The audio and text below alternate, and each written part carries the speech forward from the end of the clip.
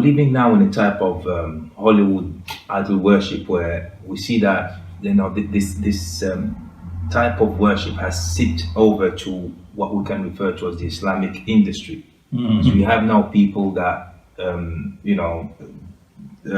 offer Islamic workshops.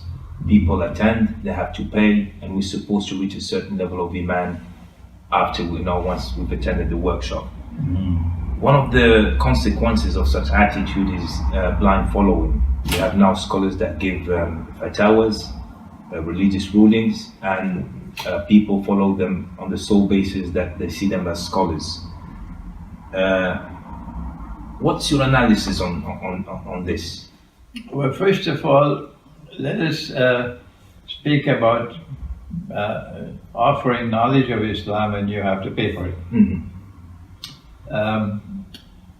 I have found that, and it is something very sad for me to share with you, that there are so many masajid here in Britain, for example, who close their doors on me.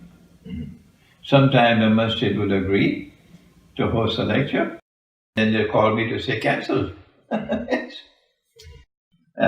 So as a consequence of this, we now have no option. We have to go search for a hall.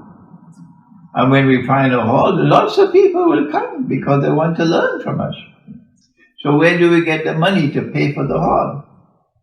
For this reason, we said, okay, let us put a registration fee of only £5. This is not preaching Islam to rake in money. £5. And we're using this money to pay the cost of rental of the hall. To cover expenses. That's right. It's not commercial Islam. Yes, indeed. And if we get more money than we need to pay, we keep this for the next time. Mm-hmm.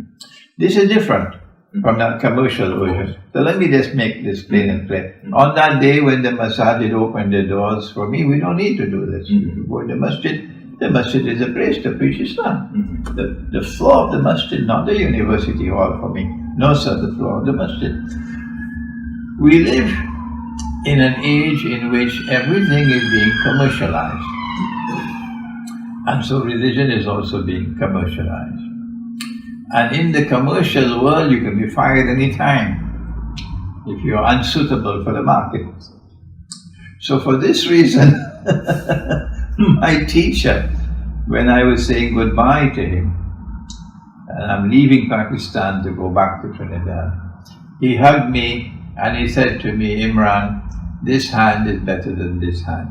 Meaning, if you go back to Trinidad and you get a job as an imam, mm-hmm. or the director of Islamic studies in an institute or so, then he who pays the piper calls the tune. And you now have to preach Islam, tailor it, mm-hmm. according to the cut that they require. Mm-hmm. And if you give a khutbah and they don't like it, they fire you. Yes. So for this reason, he wanted me to get a job and earn my livelihood independently. So that's why I went back and I got a job. I was appointed in the foreign ministry. But when I went to work in the foreign ministry, I realized that this is not my calling. A diplomat has to go this way and that way in accordance with his government, not me. I go this way. So eventually I was able, alhamdulillah, I thank Allah, to earn my livelihood as a writer.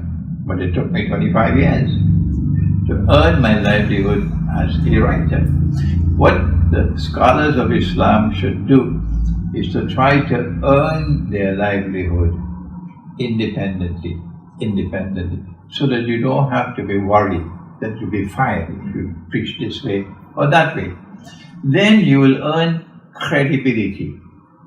People will look to see who are those scholars who have integrity and who are the commercial scholars of Islam. And if you have integrity, if you stand up for the truth, eventually the people will recognize that this is genuine and that is fake. And then eventually it is that which is genuine, that which is the truth, which must eventually prevail. This is the road that people must look to see. Who are those scholars of Islam who don't weave and turn in this way, that way, whichever way the wind is. If the wind is blowing to Washington, then they go this way. The wind is blowing that way, they go that way, to see where they can get their butter. No, look for those scholars of Islam who establish credentials of integrity and courage, and who, when they see a state, they call a state, regardless of the price they have to pay. And that is the way we can get out of the present state in which we are today. Mm-hmm.